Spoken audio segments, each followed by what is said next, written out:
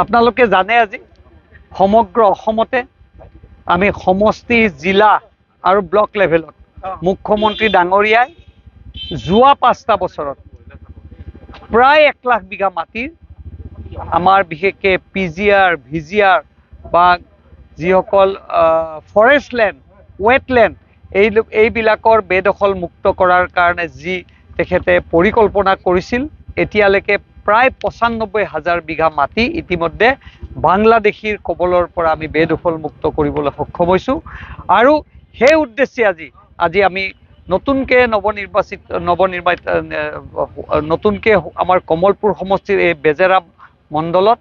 আজি আমি এক ধন্যবাদ সূচক কাৰ্যসূচী মুখ্যমন্ত্ৰী ডাঙৰীয়াক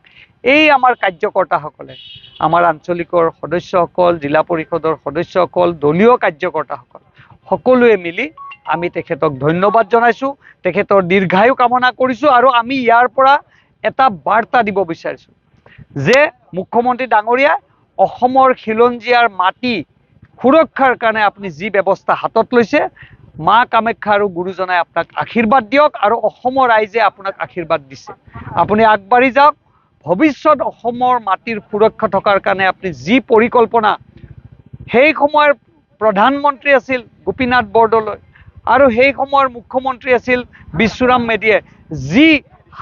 সাহসিকতাৰে বলিষ্ঠ পদক্ষেপ লৈছিল স্বাধীনতাৰ পিছত এইজনেই মুখ্যমন্ত্ৰী যিজন মুখ্যমন্ত্ৰী এই বলিষ্ঠ পদক্ষেপ ল'বলৈ সাহস কৰিলে আমি সকলোৱে আজি মুখ্যমন্ত্ৰী ডাঙৰীয়াক ইয়াৰ পৰা অভিনন্দন জ্ঞাপন কৰিছোঁ আৰু এই মাটি উচ্ছেদৰ বিৰুদ্ধে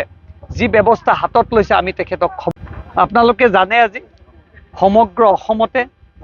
আমি সমষ্টি জিলা আৰু ব্লক লেভেলত মুখ্যমন্ত্ৰী ডাঙৰীয়াই যোৱা 5টা বছৰত প্ৰায় 1 লাখ বিঘা মাটিৰ আমাৰ বিশেষকৈ পিজিআৰ ভিজিআৰ বা যিসকল ফৰেষ্ট লেণ্ড ৱেটলেণ্ড এইবিলাকৰ বেদখল মুক্ত কৰাৰ কাৰণে যি তেখেতে পৰিকল্পনা কৰিছিল এতিয়ালৈকে প্ৰায় ৯৫,০০০ বিঘা মাটি ইতিমধ্যে বাংলাদেশীৰ কবলৰ পৰা আমি বেদখল মুক্ত কৰিবলৈ সক্ষম হৈছোঁ আৰু সেই উদ্দেশ্যে আজি আমি নতুনকৈ নতুনকৈ আমাৰ কমলপুৰ সমষ্টিৰ এই বেজেৰা মণ্ডলত আজি আমি এক ধন্যবাদ সূচক কাৰ্যসূচী মুখ্যমন্ত্ৰী ডাঙৰীয়াক এই আমাৰ কাৰ্যকৰ্তাসকলে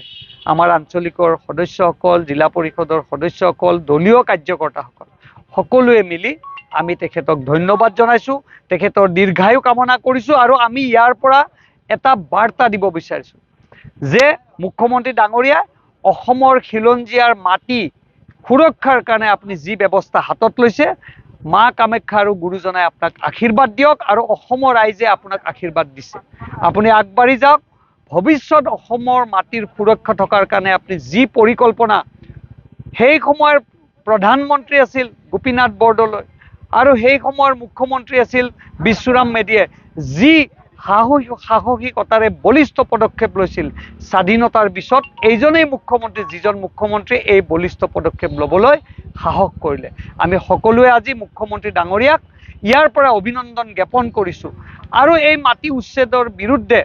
যি ব্যৱস্থা হাতত লৈছে আমি তেখেতক যিকোনো খবৰৰ বাবে যোগাযোগ কৰক 7099017330 লগতে 7099017110 নম্বৰত।